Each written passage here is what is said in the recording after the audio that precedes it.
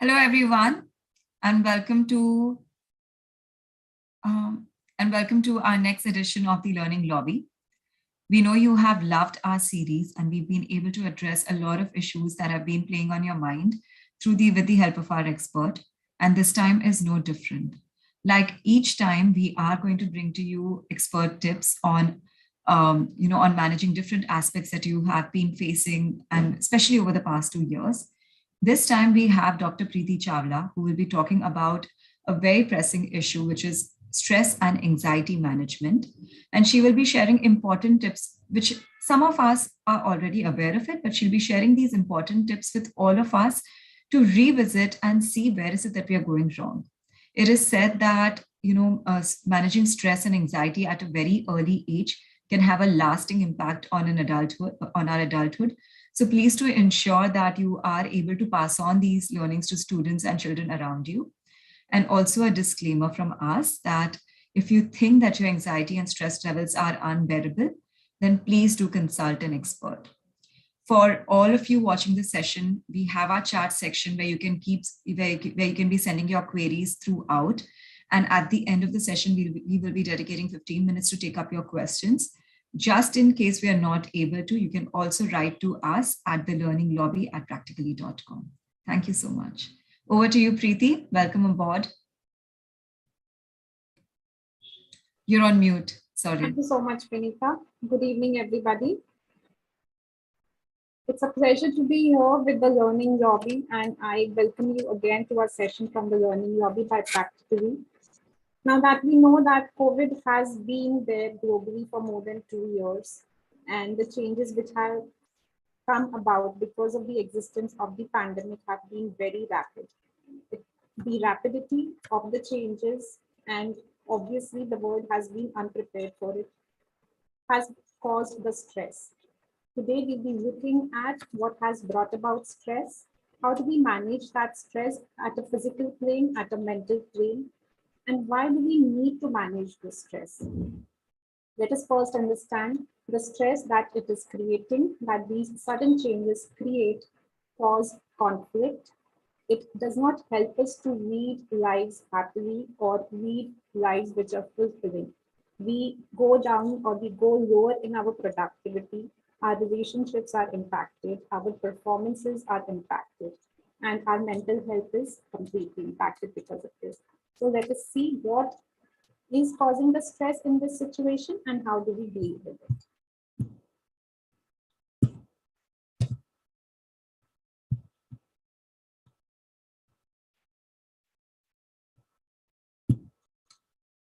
So the major source of stress is the uncertainty which has been brought about by the sudden changes. It could be the working from home, it could be the attending online school, it could be the attending online classes, we getting to meet our friends and extended family only virtually. In-person contacts, in-person meetings have fallen down drastically. It could be also because we are staying indoors 24/7 at times. At times, we have needed to isolate ourselves because of the infection. Not to forget the worry that this pandemic has brought about. We are worried about our health. We are worried about the health of our loved ones. Now, all these changes can cause a lot of emotions, many different feelings, different emotions. We could at times feel sad. We could at times feel restless. Also, we can feel angry at the situation the way it is because of the suddenness of it, or we could feel angry, irritated. At times, I think many of us must have also noticed that we don't feel like doing anything. We lose that interest in things which are actually of interest to us always. How do we deal with these? The very first thing that we need to do is acknowledging how we feel.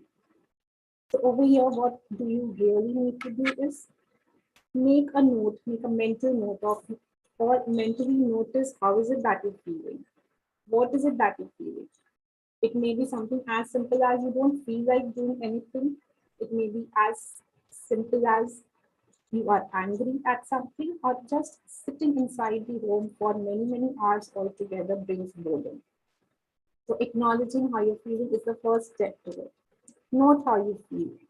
Write about it, or try labeling the feeling. When I say labeling the feeling, it means are you feeling sad or frustrated or worried, or is it causing you anxiety, or is it scaring you? Are we feeling a fear? Labeling the emotion helps us a lot because it brings us clarity to what is happening within us. Please understand that we do not have control over the situations. We need to discern or differentiate between what is under our control and what is not within our control. Over here, the lack of control over the situation can also cause a certain restlessness. But we need to accept this. So once we have acknowledged what we are feeling, we can probably talk about it with somebody. We can talk about it to a family member, or we can talk about it to a friend or to a teacher or a counselor. Another way that you can bring it out of your system or vent it out is putting it on paper exactly in words that it's happening within you. So when we're noticing how we feel, we put that ad verbatim on paper. It gives the feeling an outlet. It gives it a place to go. So like we can see, acknowledging how we feel. Next is accepting the uncertainty. We need to accept that there are many things that we won't be able to control over here, and we need to be okay with it.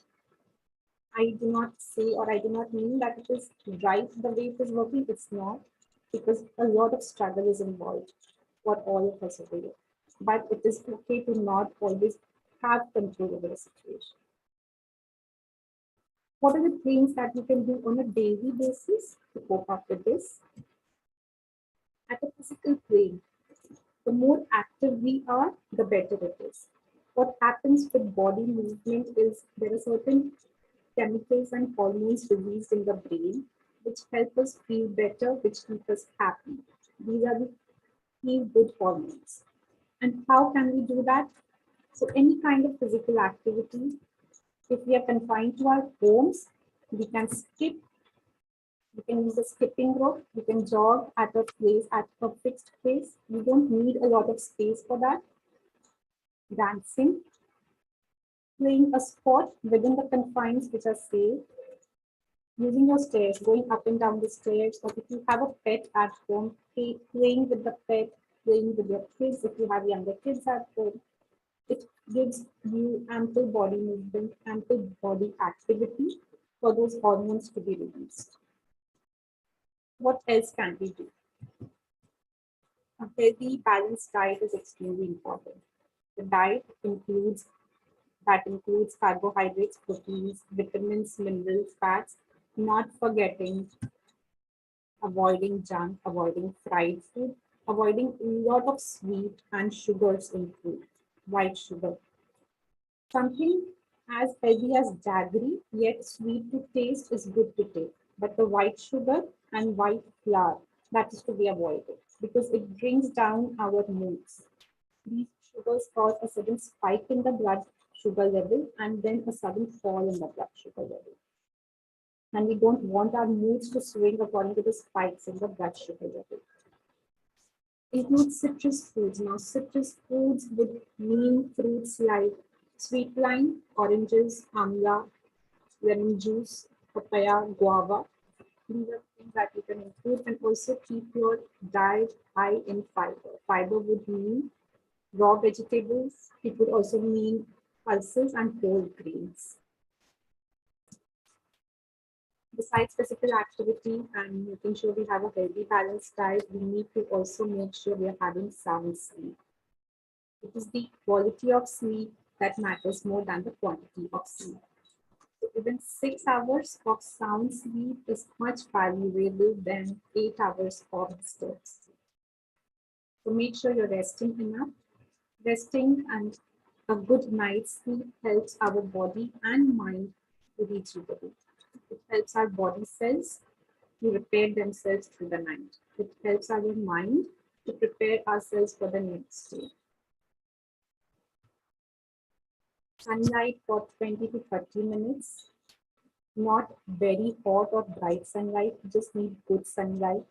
Anything in the morning between 8 o'clock to 11 o'clock.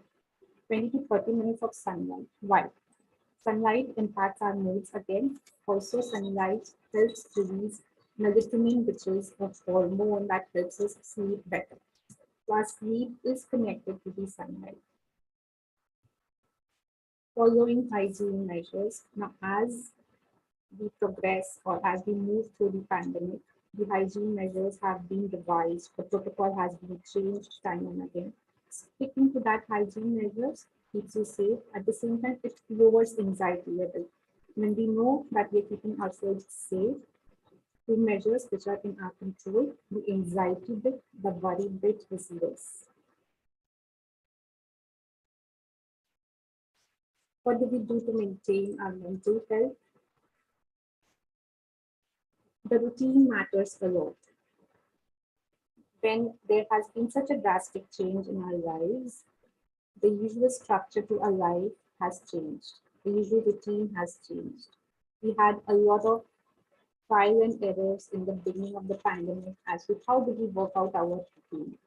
What routine works best for us? How do we manage staying at home and working at the same time, or staying at home and managing studies, academics, and school at the same time?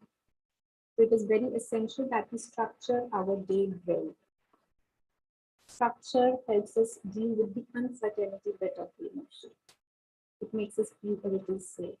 So if you are out of routine at present, if there is not a structure, if there is no structure at all at present, I would request that you can structure some bit of the day, one half of the day, the first half of the day initially.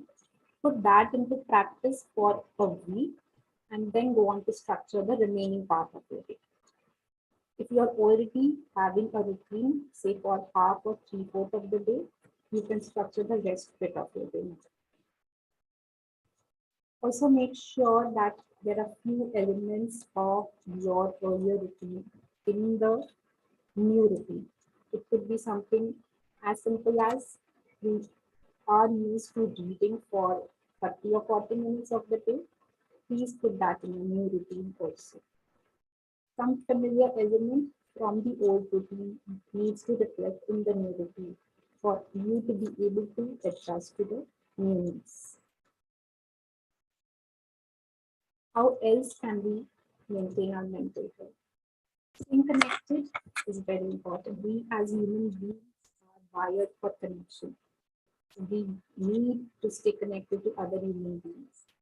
So here we see how do we stay connected with others, how do we stay connected with ourselves, and how do we stay connected within the family. With others, now that technology is such advanced, it is relatively easier to stay connected virtually.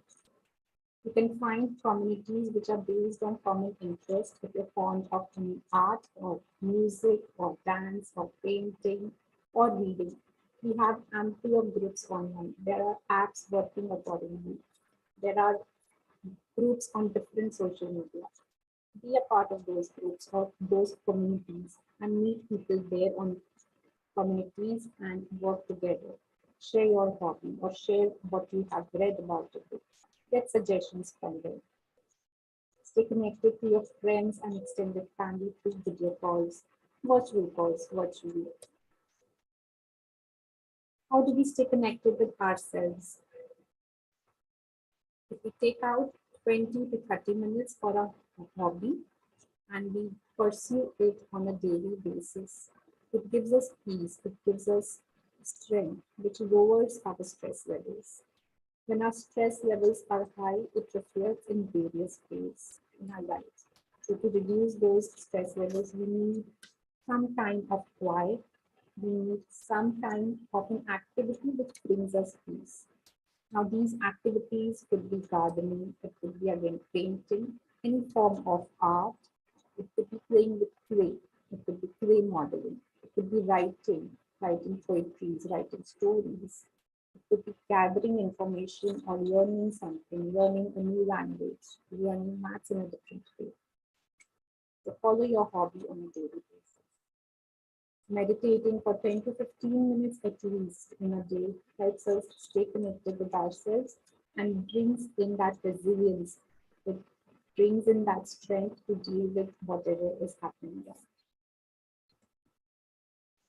Now that again we are in house, it's a very good time to bond with family members, do things together, get into activities together, cooking, cleaning, decluttering, playing games, indoor games, card games. These things help us bond better with the family. Staying together helps. Make use of this time as bonding time with the family.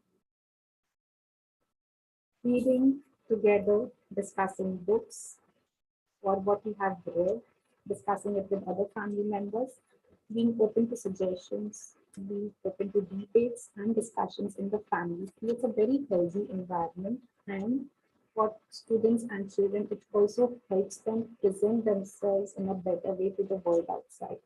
It helps them connect to the strength within them. When we have debates and discussions within the family, it is very important for the child to develop. The child picks up the strength from the family.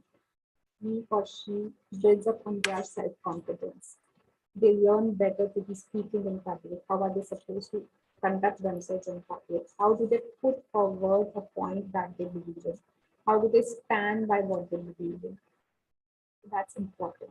Watching animated films with kids, bringing out lessons from those films, deriving lessons and conclusions, again, is a very healthy way to maintain their mental health. At the same time, help them develop as individuals into better adults, into healthy adults.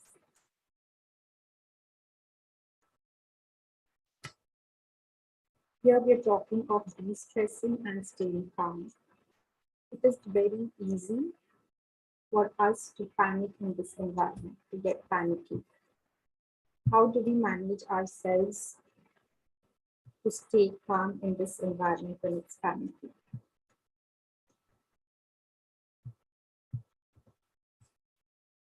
Here, I would request if you have a pen and paper with you, we can do this activity all together.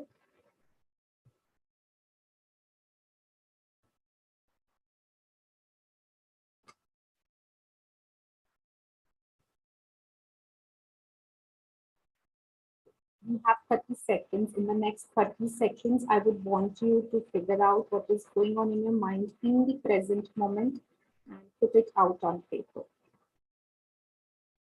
So for the next 30 seconds, whatever comes to our mind, be it a random word or be it a random sentence, please try putting that on paper. Hi, Preethi. Thank you so much. Thank you so much. We've already started receiving amazing comments, and not to break your flow. Just one humble request, if you can just increase the volume a little bit. Sure, Vanita.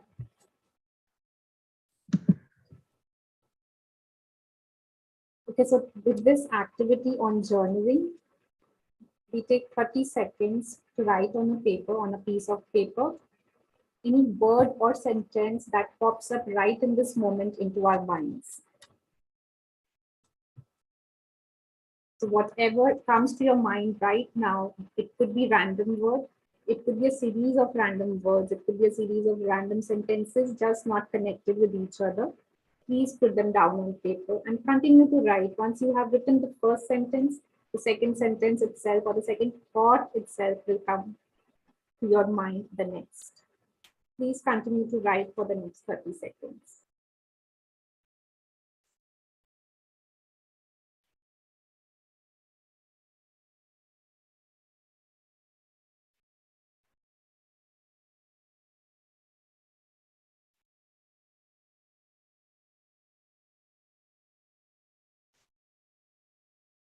And if there are any questions about journaling, journaling over here, if we can see the third point is journaling. Journaling over here would mean putting on paper all that is there in the mind at the moment or anything that is overweighing your mind. So if we find that a certain emotion we have been carrying throughout the day, we write about it. If there is anything that's weighed us down during the day, we write about it. If we are worried about how our academics are turning out, we write about it. If we are feeling scared about this entire situation, we write about it in words that we are thinking, exactly in the same words. So that is called as journaling.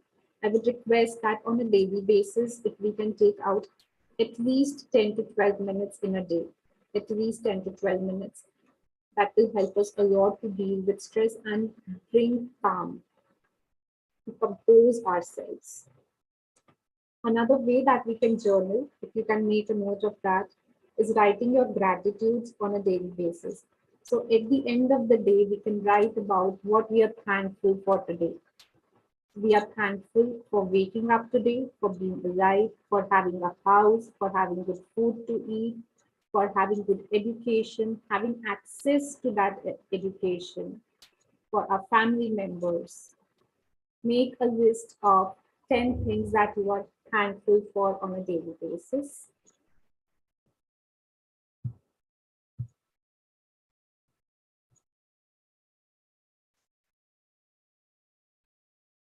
Yoga practice, practicing yoga every day for at least 30 minutes helps us bring calm, helps us stay composed and bring peace. It helps us deal with stress. A 20-minute yoga practice or a 25-minute yoga practice, but under the supervision of a trainer if you are untrained with the practice. If you have been practicing it for quite some time, please continue the practice, keeping in mind your physical health, its limitations and restrictions as well. So practicing yoga, being mindful about what we are doing in our daily lives. So over here, what being mindful would mean is when being present with what we are doing. Many a times we are eating, but we are not present with the food that we are eating. We are physically present and eating while our mind is running elsewhere. So being present with the activity. There are so many activities during the day that we do, and we are doing them day in, day out, just unconsciously because we are programmed or we have learned those activities that well. As simple as brushing our teeth in the morning and at night, we are used to this practice over years. But when we are brushing our teeth, the focus of our mind is not where the brush is moving. It's just the hand which is moving the brush. The mind is elsewhere. When we eat, the mind is elsewhere. When we are making our bed, the mind is elsewhere. So try coming into the present, staying there with the activity.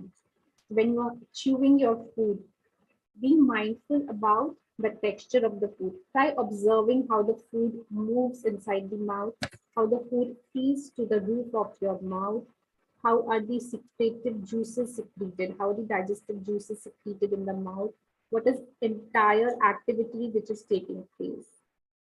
That is called as mindful living. It helps you bring to the present. It helps us staying away from anxiety about the future. So when we are anxious, we are into the future, we are worried about what is it that's coming, what is next. When we are in the present, the anxiety reduces. We are able to be in touch with the reality as it is. So practicing mindfulness or practicing a mindful way of living. When you're making your bed, try observing or try just making a mental note of what are the movements of your hand. How are you doing small things? So that's about mindfulness. We have discussed what journaling is and how do you do that. Coming to grounding with senses. Okay, this is another activity that we can do right now in less than a minute. Wherever you are in the place, make a mental note of any 5 objects in the room and name them in your mind. So there's a cushion, there's a table, there's a light, there's a laptop, there's a phone. Just make a mental note of 5 objects and name them. Just look at them and name them in your mind. The next would be make a mental note of what are the 4 textures that you can touch. So it could be your table surface, it could be the surface of your phone, it could be the outfit that you're wearing. If there are 4 textures or 4 surfaces that you can reach out and touch, please do that and be very mindful about the touch. So touch a surface for 1 or 2 seconds and then go on to the next surface.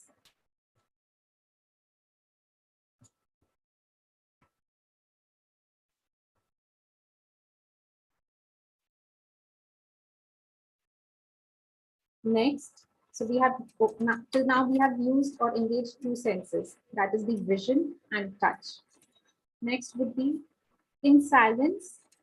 Try listening to what are two or three sounds available in your environment. What are the different sounds in your environment? If there are two or three sounds in the environment.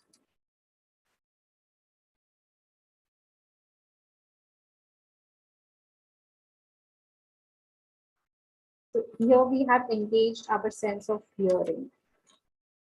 Next would be trying if there are any aromas or fragrances at present in the room. If not, if there is anything that you can bring close to yourself and smell. It could be a book.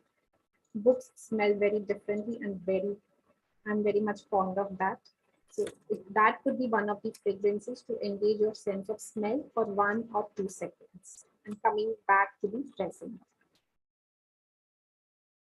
The last sense out of 5 is taste. So if there is anything that you can put into your mouth and taste or feel the texture, for example, if there's water that you have around, fill your mouth up with water and feel the texture of it throughout your tongue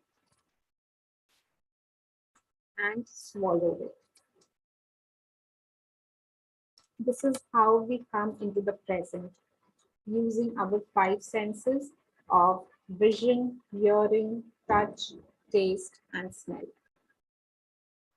This is one of the ways to bring yourself to calm. If at any time you're feeling too anxious, come back to the present using this practice. You can practice this once daily or twice daily or any number of times that you would need.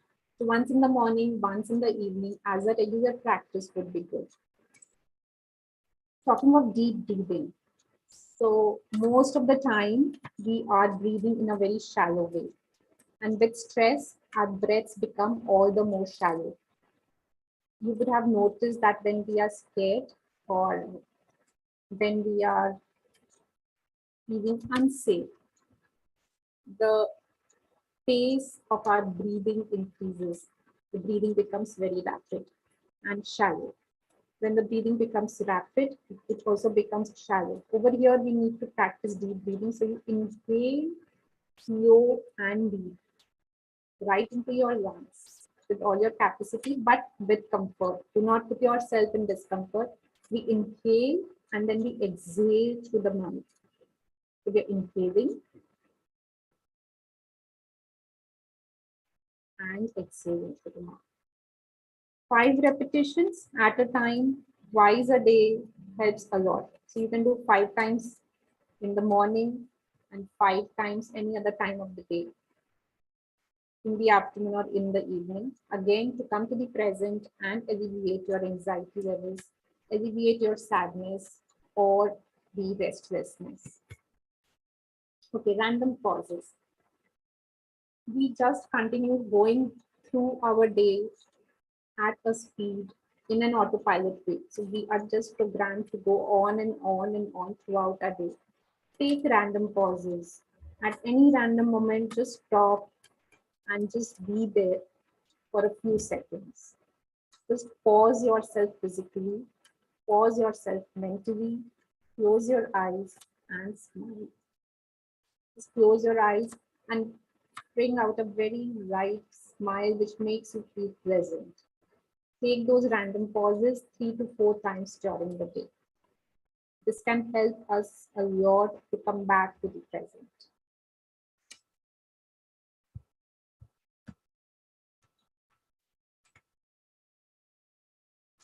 Now coming to sources which bring in anxiety.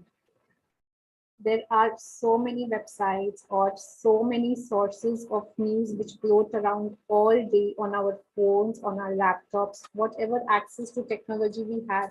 WhatsApp brings in a lot of news. There are so many WhatsApp forwards about how many cases and how is COVID happening and what are we facing. I request you to limit your exposure to those news.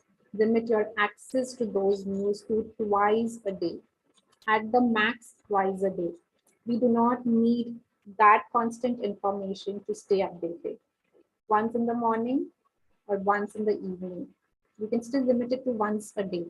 but at the max just twice a day, and also from sources which are trustworthy, not just any website, not just any news channel, not just any WhatsApp forward. Make sure the places where you're gathering your information from about the latest updates on COVID, those websites are trustworthy, those websites are renowned and doing good work. You do not want to exceed your anxiety basis the news that is flowing in.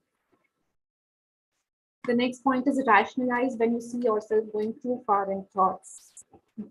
We often know our thoughts take us to a level of where we are thinking, what if so and so happens? What if so and so happens? What if so and so? And the cycle doesn't stop. This just goes on and on. We need to halt and bring us back in touch with reality. We need to get in touch with reality of how it is at present and how do we take care of it. We do not need to imagine the worst case scenarios. When we do that, we are putting ourselves in jeopardy mentally. Using expressive arts. Again, going back to arts, arts in any form. Dance is a very good form of expressing ourselves, expressing our emotions of what we are feeling and going through. It is also a good form of lightening the stress, of de-stressing. It is also a good way of getting used to being mentally agile and flexible. Whenever we are dealing with something which is unexpected, and whenever we are dealing with uncertainty, we need a lot of mental agility to adjust. The more rigid we are, the difficult it becomes for us to adjust. The more agile and flexible we are mentally, that helps us to adjust and also to think rationally. If we are panicky and rigid, we are not able to make the right decisions. Dance helps in bringing about that agility mentally also, not just physically. Other expressive arts like painting, when we play with colors, we again express ourselves. When we play with colors, we bring joy to ourselves. Colors is a very good form. Coloring, playing with colors, especially if you're using watercolors and you use your fingertips or your fingers instead of a brush, it helps a great deal to deal with the stress that is built in. Use colors to express. Also, when we are playing with clay, there is clay modeling or clay molding that we do, it releases stress to our fingers. So use expressive arts. Writing helps. If you're someone who writes verses, it helps. If you're someone who writes stories, it helps you express. So please make sure you use expressive arts to release yourself. We have covered on how do we help ourselves through this time period. But in case we are not able to cope up using these strategies, in case we feel overwhelmed in spite of doing all that we can, please reach out for professional help. Please see a therapist or a counselor, virtually or otherwise, keeping these safety measures in mind. So, and do not forget that we are doing enough to deal with everything that is around us. And please be kind. Do not judge yourself. When we are going through a lot of emotions or a lot of feelings, we end up judging our feelings as good or bad. For example, if we are feeling sad, we end up judging, we are not supposed to feel sad. If I'm feeling sad, that means I'm not a good person. Or if I'm feeling angry, it means I'm not a good person. Please be kind to yourself. Know that there's a lot that you're dealing with and do not judge yourself. With this, I conclude on our ways to manage stress. And if there are queries that that you would want me to respond to, hi Vinita. Hi. So I jumped in right at the time you said queries because there are queries. And, while you were talking, we received a few emails that have, first of all, thank you so much. We apologize to all those who could not hear initially. And, thank you so much, Preethi, for just like very informative, very touching upon all the basics, but doing it very systematically so that we all know like what works and what does not work. One very interesting question that has come our way, which I'm sure that you get a lot in your day-to-day life, is about that for today's students who have been students just by nature, look forward to that year of being in school and being in college, and there's a lot of excitement. The screen time has now increased drastically for them. Also, at the same time, when they are dealing with stress and anxiety, they don't have access to their best friends or, to their school teachers in person. So, how do you suggest they? So, the question is that how do you suggest they manage stress within the current circumstances, and how is it that they express themselves better? So Vinita, here it would be very important now that we are accessible to each other virtually. It would be very important for teachers and mentors to build in that safe space for the students to be able to reach out and talk.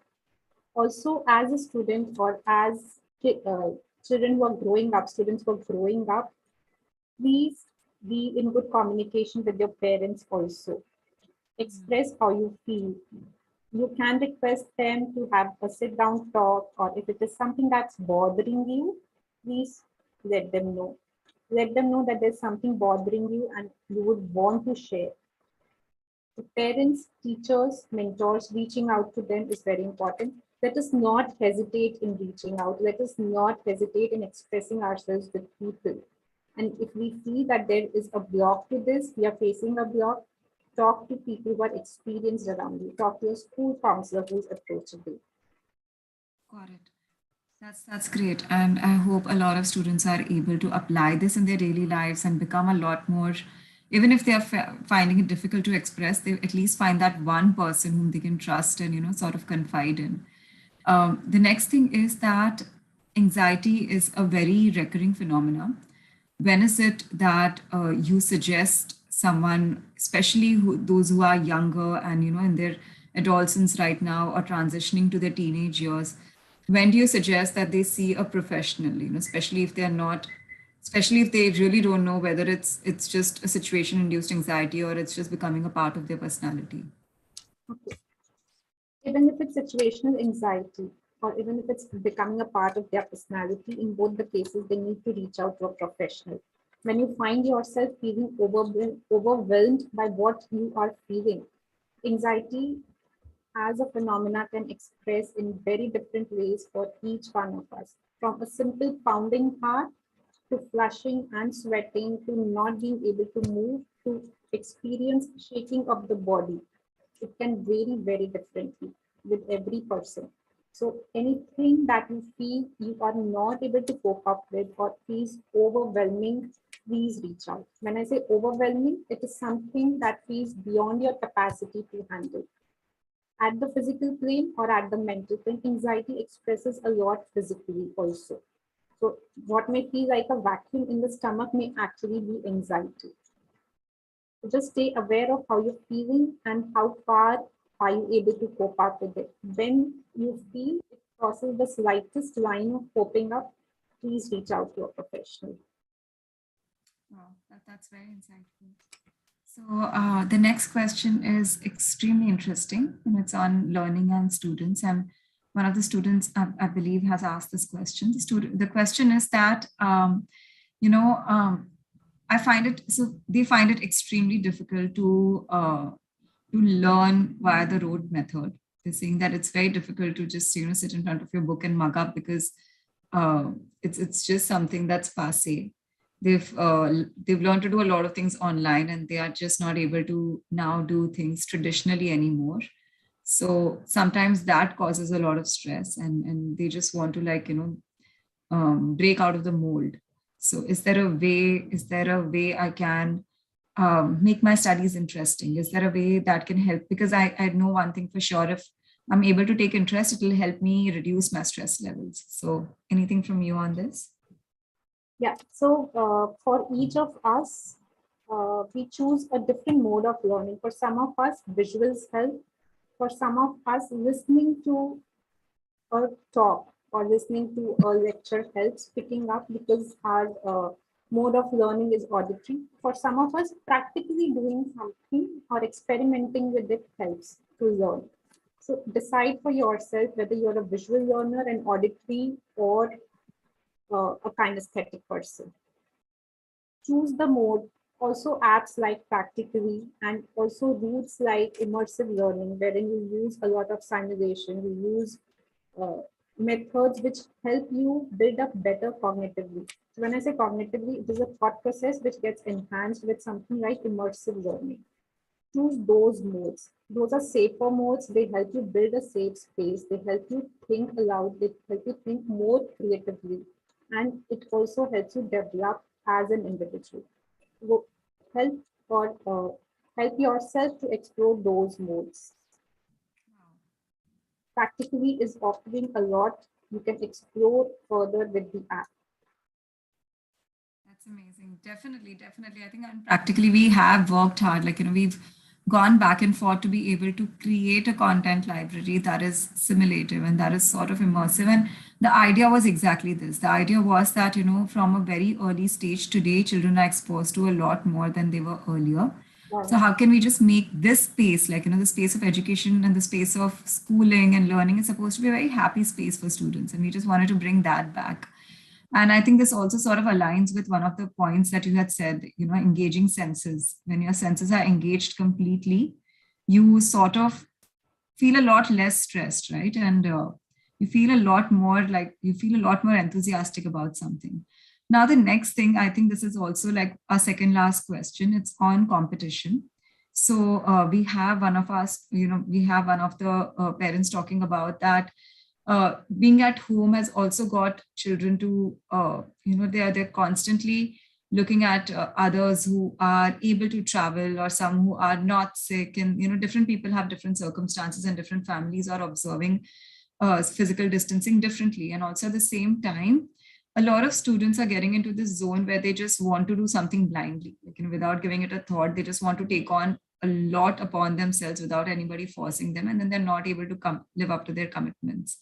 So how do you suggest they find themselves, or they find their interest, or they remain true to themselves? How do you suggest they go about with it?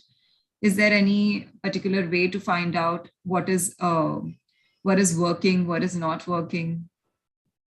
Okay. Here we can go back and try connecting to what have been our strengths always. When we are exploring that, okay, here we may not even be exploring, we may just impulsively want to get into doing something which is appealing and which we may feel would work out for us, which is not always the case.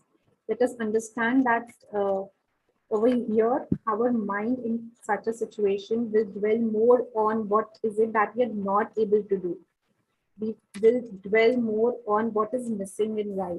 So let's be a little aware of this tendency of us and be in control of not letting that happen. The second bit of it, wherein we want to pursue something creatively, connect back to what have always been your strengths and talents. What are you good at? Not just now, but you have been throughout. What are your likings? What have been your likings and areas of interest? What have been your hobbies? For example, if you want to suddenly travel a lot or do something that's even remotely related and do it virtually to travel, do we have the expertise of, say, the language? Do we have that command on language? Do we have the resources enough? Explore step by step on paper first your resources, your talents, your strengths, and how far is this actually going to take you. Staying in touch with reality, with present, would be more important, and focusing on the haves and not the haves not. So when it comes to competition, dear parent, please help your child or guide your child to focus more on what is available and what is the best that they can make out of that. I think that's amazing. I think that's one piece of advice even adults can follow, right? Because I think we all live in this world today where we get influenced so easily, and it's so difficult to find your real self because you just want to do something what somebody else is doing, and they may be seemingly happy doing it. So I think that is one advice, that if students start incorporating it at a very young age, and if teachers and parents make it a habit to sort of build them up this way rather than just blindly comparing, it will be such a refreshing change for them. So thank you for sharing that. Also, one last question. I think this is also like it's a combination of two, three people have asked us this question. And one of it is that, it's very difficult to switch off. As much as we want to do a lot of things, sometimes the stress becomes to be able to keep up a massive routine that we have set for ourselves and to switch off from it. And in line with this, the other question that has come to us is, like when we are not productive enough, when we are just eating slowly or when we're just watching TV, we just feel like we're not productive enough and we're wasting a lot of time. And that in itself doesn't feel very good. And the third person has said that, the third student, I mean, I'm sure it's a student asking, because they've said that, I constantly, like the more I do, I feel more appreciated in classrooms. So I just, like when I'm not able to live up to my own reputation, I start feeling extremely defeated. So how do you suggest, our students take this up and sort of better themselves? Okay, I think the issue here is common between the adults and the student, the productivity from the adult and the reputation fit from the student. So these are something very close. I mean, these are two very close concepts. Where is all this pressure on productivity coming from? Again, I'll go back to the previous answer of the haves. Over here, focus on all that you are able to do. When we're talking of routines which we set for ourselves, we at times have those unrealistic expectations from us. Of course, our duties have increased given the time it is, but give yourself also the liberty and the acceptance of having a limitation. We need to accept that there are going to be certain limitations and we need to be okay with it. There's a lot that just acceptance can do for this. We may not be actually missing out on productivity, but that is the entire perception that we have. That is the entire pressure that we have placed on us. Comparison creates that pressure. Unrealistic expectations from us creates that pressure. So discern what is the best that your life needs. A person living a different life, leading a separate life, a separate individual would have a different kind of productivity or a different level of productivity. You can choose to have a different one for you simply because you're a different individual. We just first need to accept because we're different individuals, comparisons to not be coming in, be it a student or a parent or a teacher. When comparisons come in, there is unnecessary pressure building up. When we're talking of reputation,